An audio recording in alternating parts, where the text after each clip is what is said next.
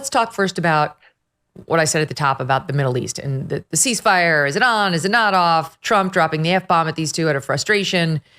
Let's just kick it off with what you make of my take on it, which is like, we should just be happy they're no longer launching bombs at us and that the retaliation for our bomb dropping appears to be done and that they're back to sort of launching these mini bombs at each other or not, and maybe pausing and maybe not. Unclear. Your take. Well, let's start. Go ahead, Michael. Well, let's start with this, Megyn. I mean, the response from the Iranians, there's two things about this. One is that they telegraphed it to everybody. They sent out like, this is what we're going to do. And by the way, this is when it's going to happen. This is how many missiles, because they don't really want to provoke us, but they want to symbolically say, we're going to attack one of your bases in Qatar. The Qataris are, of course, not an ally, but as close as you can be to an ally with Iran in the region.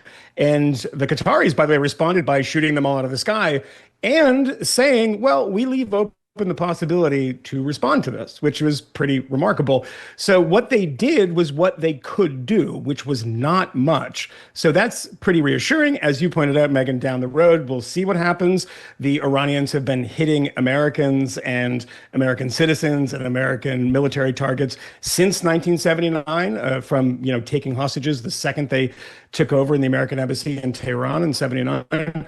So they have a long history of doing this, but right now they are absolutely defanged. And when you have somebody like Brett McGurk, who was the Biden White House's a coordinator for the Middle East or something, saying that this is the best possible place that we could be in, and congratulating President Trump for managing this crisis.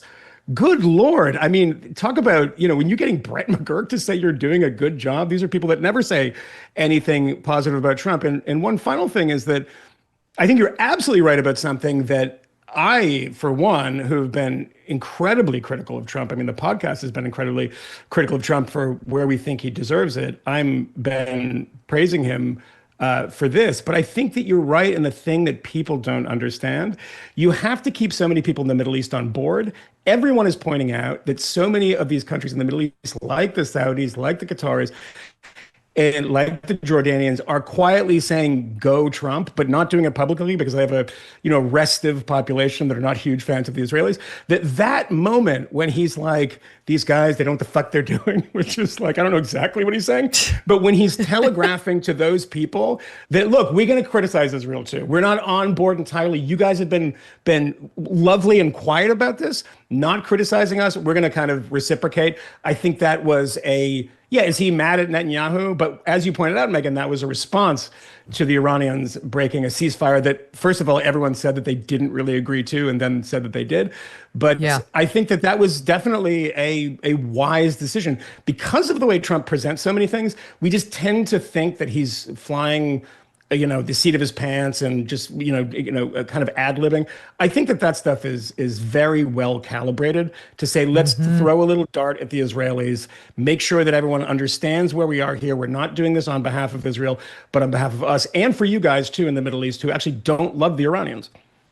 My fingers are crossed that all of this is true and good, and we're in a good place, and the bad things didn't happen. But I would really caution everybody not to get too optimistic about this, because we have been similarly in moments of temporary euphoria about the exercise of American power in the Middle East, and then things didn't go out so well. In August of 2011, a lot of Democrats over the opposition of Republicans were crowing that they got rid of the Gaddafi regime in Libya. And wasn't that the use of American power at its best? In Hillary Clinton's words, we were a bit triumphant. In March of 1991, my God, we won the Gulf War so fast, people's heads snapped. And wasn't it great? And then that led to a thing that we should think about now, which is for the rest of the 90s, more or less, the U.S. Created no-fly zones over Iraq. So it was just sort of this low-level kind of war. We kind of control this. What is Israel going to do in Iran right now? Israel controls the airspace of Iran and doesn't want them to get a nuclear weapon and doesn't want them to develop missile technology. Are they going to patrol that with the U.S. help over the next stretch? We don't know, because you don't know what is going to happen next, either in the Middle East or after a big war. There's a lot of things to be concerned about going forward. I'm less convinced as you are and Michael are that the use of U.S. power in this case was the correct one. I think that we should be more skeptical in general about the use of U.S. force against people who haven't attacked us this week or any time recently, because we have the biggest most powerful military in the world. And when you are using it against sovereign crappy countries that are nonetheless sovereign, you open up a lot of potential downstream effects that you can't predict for now, but that could be negative. So my fingers are crossed, and you can see the window into how this was work. Everyone seems to be kind of de-escalating right now.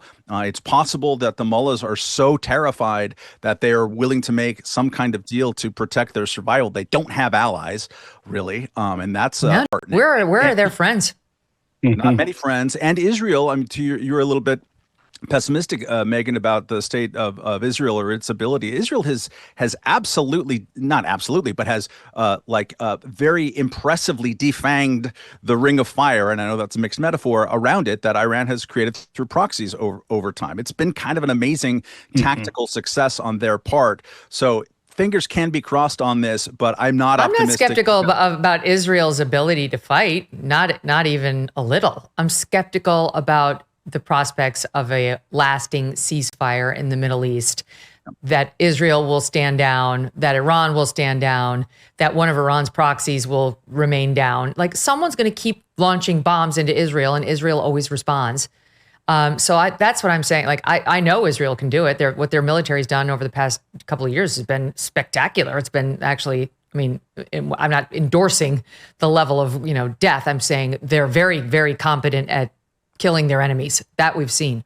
I have no doubt there. It's nonstop. It's nonstop violence in the Middle East. This is why I don't really want to go to Israel. This is why I think a lot of people don't want to go to Israel. And it's why, I think a lot of us who have been paying attention to the Middle East for a long time feel exactly how President Trump felt this morning. What the fuck? These people don't know what the fuck. It's like, right? Like, that's the right attitude when it comes to the Middle East matters. Sorry, Matt, go ahead.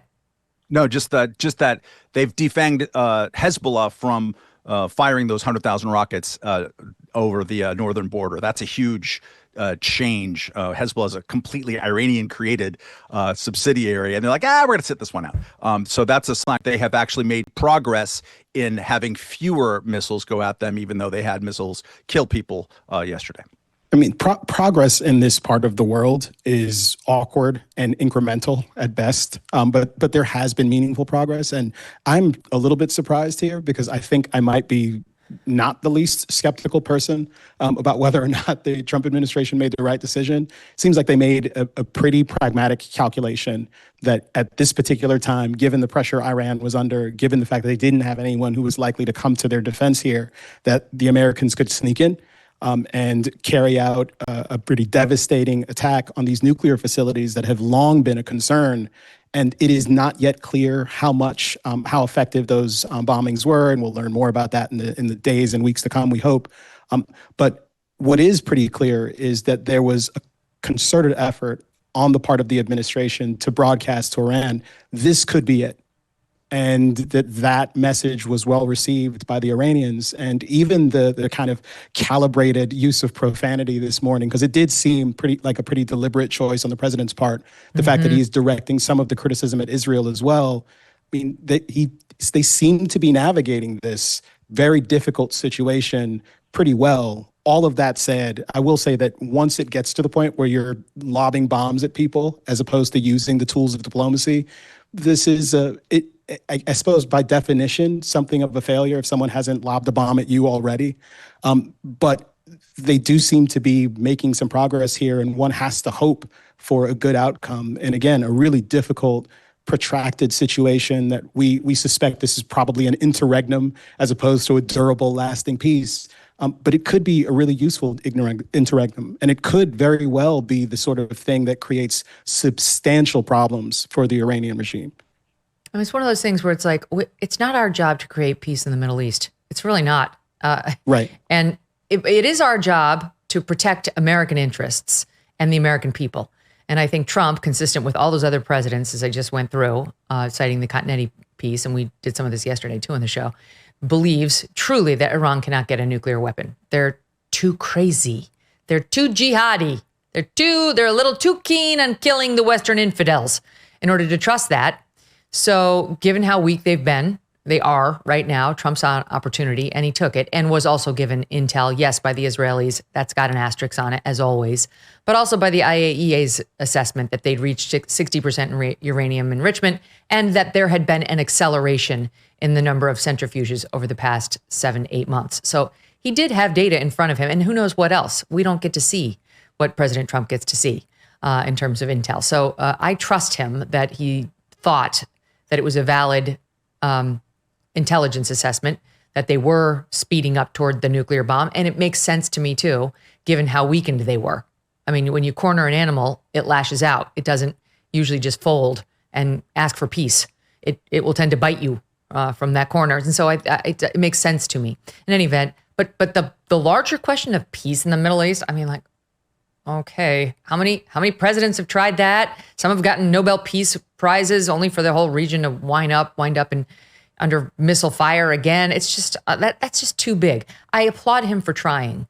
You know, when we were talking about possibly a deal yesterday, I was saying to Emily Jashinsky, well, like, what is the deal? What's the deal? Like, we said stop trying to develop a nuke.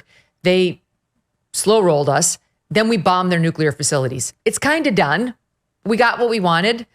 And the big announcement was ceasefire between the other two. Great. I mean, I care about that too.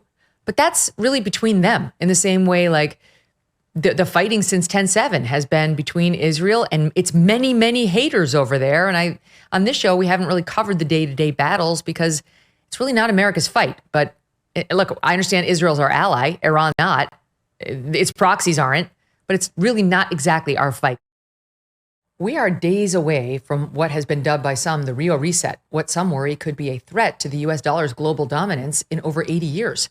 On July 6th, BRICS nations, that's Russia, China, India, and Iran, and some more, are expected to unveil their plans to circumvent the US dollar, thus cratering, its value.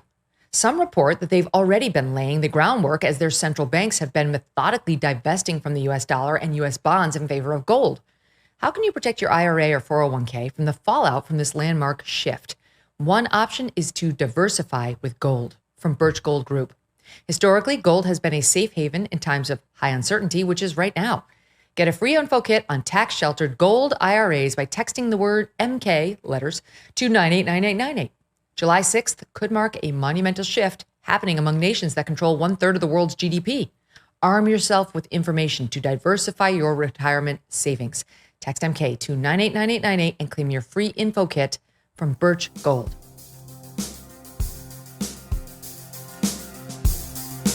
Thanks so much for watching. If you like what you just saw, hit the subscribe button for more clips and full episodes.